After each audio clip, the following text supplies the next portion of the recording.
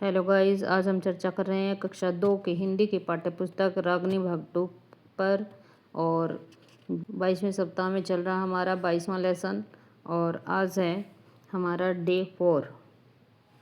शिक्षक संदर्शिका के अनुसार सबसे पहले हम बच्चों से बाल गीत और कविताएं करवाएंगे ताकि बच्चे कुछ एक्टिव हो जाएं। इसके बाद हम आएंगे पेज नंबर 253 पर पतंग बनवाना। यहाँ हमें बच्चों से दिए गए चरणों के अनुसार पतंग बनवानी है। ये गतिविधि हमें बच्चों से अवश्य पूरी करवानी है। इसके बाद हमें बच्चों से पतंग पर कुछ कविताएं करवानी हैं। दी गई कविता भी बच्चों को पढ़वानी है और बच्चे अध्यापक के पीछे इसका दोहरान करेंगे। इसके बाद हम आएंगे पेज नंबर 256 पर। यहाँ हमें बिमला की सेवई इस पाठ का बच्चों से स्वतंत्र पठन कराना है और इस पर चर्चा करनी है ताकि बच्चों को यह पाठ अच्छे से समझ में आ जाए। इसके बाद हम आएंगे पेज नंबर 257 पर। यहाँ हमें बच्चों से 22.4 पाठ आधारित लेखन अभ्यास करवाना है और यहाँ दूध से बनी वस्तुओं के नाम यहाँ बच्चों से लिखवाने हैं और वाक्यों को सही क्रम में करवाना है।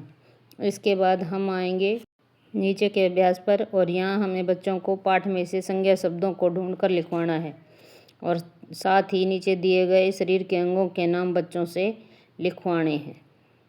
यहाँ बच्चों से अध्यापक द्वारा श्रुतलेख करवाया जाएगा और अध्यापक बच्चों की कॉपी भी अवश्य चेक करेंगे।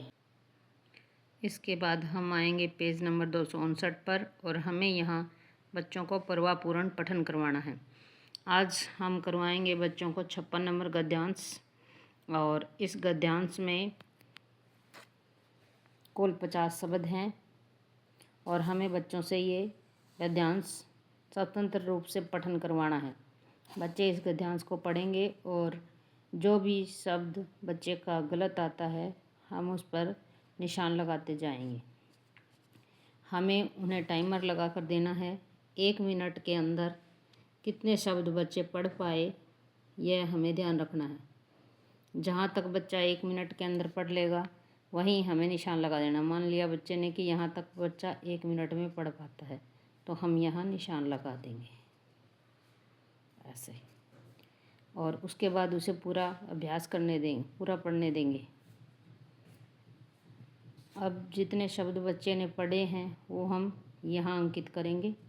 इसके बाद हम आएंगे यहाँ नीचे कुल शब्दों की संख्या है 50 और सही पढ़े गए शब्दों की संख्या हम यहाँ लिखेंगे। कुल हमारा 60 सेकंड का समय था और बच्चे ने पढ़ने में कितना समय लिया, पूरे गद्यांश को पढ़ने में कितना समय लिया, उस टाइम को हमें यहाँ लिखना है।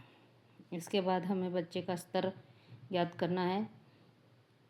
तो सत्र 1 में वे बच्चे आएंगे जो 5 या 5 से अधिक शब्दों को नहीं पढ़ पाए, 5 से कम शब्दों को पढ़ पाए।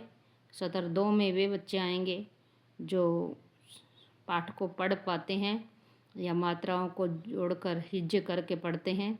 सत्र 3 में वे बच्चे आएंगे जो पाठ को पढ़ तो पाए लेकिन इनका अर्थ नहीं समझ पाए। और सत्र 4 में वे बच्चे आएंगे जो बच्चे पाठ को अच्छे से पढ़ पाए और उनका अर्थ भी समझ पाए।